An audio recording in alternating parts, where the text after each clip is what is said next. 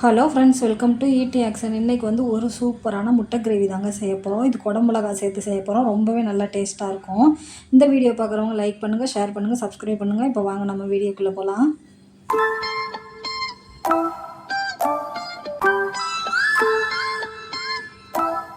இப்போ இந்த முட்டை கிரேவி செய்கிறதுக்கு வந்து நான் ஒரு 5 முட்டை வேக வைக்கிறேங்க. நம்ம தண்ணி நல்லா மூழ்கிற அளவுக்கு தண்ணி ஊற்றி வேக வைக்கணும். கொஞ்சம் உப்பு போட்டு வேக வச்சிட்டோம்னா முட்டை வந்து நம்மளுக்கு உடையாமல் இருக்கும். இங்கே பாருங்கள், முட்டை நல்லா வெந்துருச்சு.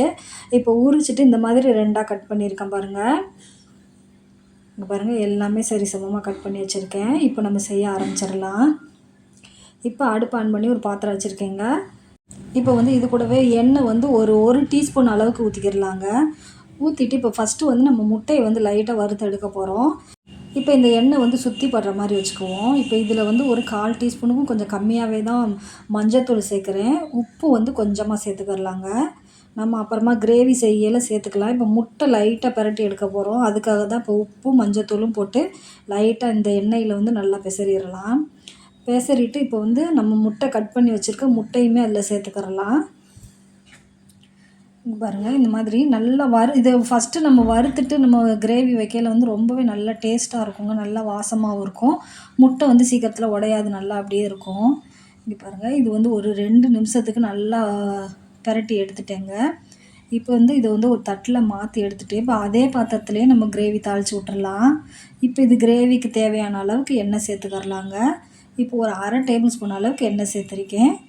இப்போ எண்ணெய் நல்லா காஞ்சிருச்சு. கொஞ்சமாக சோம்பு போடுறேங்க தாளிக்கிறதுக்கு. இப்போ வந்து வெங்காயம் வந்து பெரிய வெங்காயம் ஒரு 2 வெங்காயம் பொடியாக கட் பண்ணியிருக்கேன்.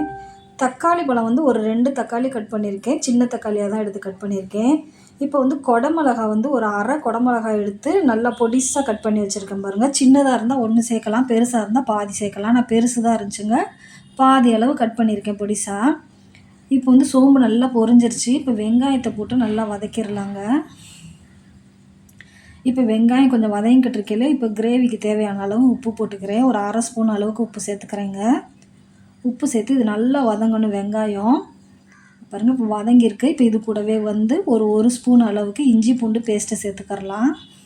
இப்போ இந்த இஞ்சி பூண்டு பேஸ்ட்டு பச்சை வாடை போகிற வரைக்கும் நல்லா வதக்கியாச்சு பாருங்கள்.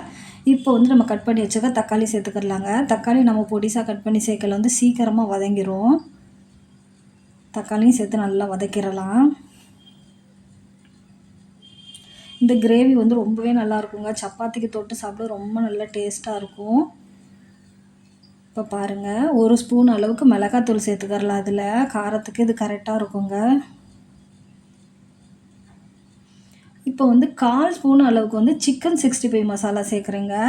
இது வந்து நல்ல ஃப்ளேவர் கொடுக்கும், நல்ல டேஸ்ட்டாகவும் இருக்கும். ஒரு 1/4 ஸ்பூனுக்கும் கம்மியாக கரம் மசாலா தூள் சேர்க்குறேங்க. இது சிக்கன் பொடி போட்டோன்னா நல்ல கலர் கொடுக்கும், நம்மளுக்கு நல்லாவும் இருக்கும், டேஸ்ட்டாகவும் இருக்கும்.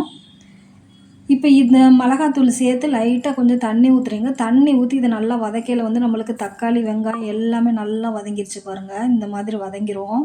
இப்படி வதங்கி வந்த பிறகு நம்ம லாஸ்ட்டாக வந்து குடமிளகா சேர்த்துக்கலாம். குடமிளகா சேர்த்து இப்போ ரொம்ப நேரம் நம்மளுக்கு கொதிக்கணும்னு அவசியம் இல்லை.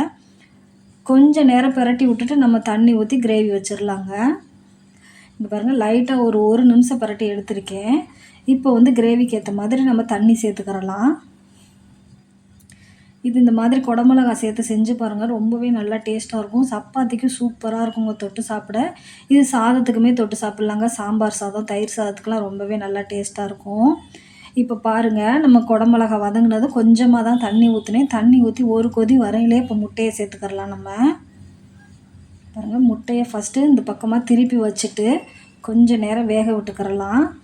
இப்போ வந்து நம்ம முட்டையை வந்து திருப்பியெல்லாம் போட வேணாங்க. அப்படியே லைட்டாக பிரட்டி விட்டால் போதும். இந்த கிரேவி நல்லா அந்த முட்டையோடு சார்ந்து நல்லாவே டேஸ்ட்டாகிரும். ரொம்ப சூப்பராக இருக்கும் இந்த கிரேவி. இப்போ லாஸ்ட்டாக வந்து நான் வந்து கஸ்தூரி மெட்டி கொஞ்சமாக கையில் எடுத்து கசக்கி விட்டு தூவி விட்றேங்க. நீங்கள் உங்கள்கிட்ட அது இல்லாட்டினா கொத்தமல்லி சேர்த்துக்கிறலாம். இப்போ வந்து நம்ம கஸ்தூரி மெட்டி சேர்த்துட்டு சிம்மில் வச்சாச்சுங்க. அடுப்பு ஃபுல்லாக சிம்மில் வச்சுட்டேன். சிம்மில் வச்சு ஒரு நிமிஷம் போல் இந்த மாதிரி கொதிச்சுன்னா போதும். அது நல்லா அந்த கஸ்தூரி மெட்டி வாசம் ரொம்பவே நல்லா சூப்பராக இருக்கும். அவ்வளோதாங்க. இங்கே பாருங்கள், சூப்பரான முட்டை கிரேவி ரெடி ஆகிடுச்சு பாருங்கள். இங்கே பாருங்கள், கிரேவியும் நல்லா நம்மளுக்கு இருக்குது. இது முட்டையோடு சேர்த்து சாப்பிடையில ரொம்பவே நல்லா டேஸ்ட்டாக இருக்கும். இது வந்து நம்மளுக்கு சாதத்துக்கு தொட்டு சாப்பிடவும் ரொம்பவே நல்லா சூப்பரா இருக்கும். இடியாப்பம், சப்பாத்திக்கெல்லாம் சாப்பிட்றதுக்கு ரொம்ப நல்ல டேஸ்ட்டா இருக்குங்க. இதே போல குடை மிளகா போட்டு நீங்களும் ட்ரை பண்ணி பாருங்க. எப்படி இருந்துச்சுன்னு நம்மளுக்கு கமெண்ட்ல சொல்லுங்க ஃப்ரெண்ட்ஸ். தேங்க் யூ ஃபார் வாட்சிங்.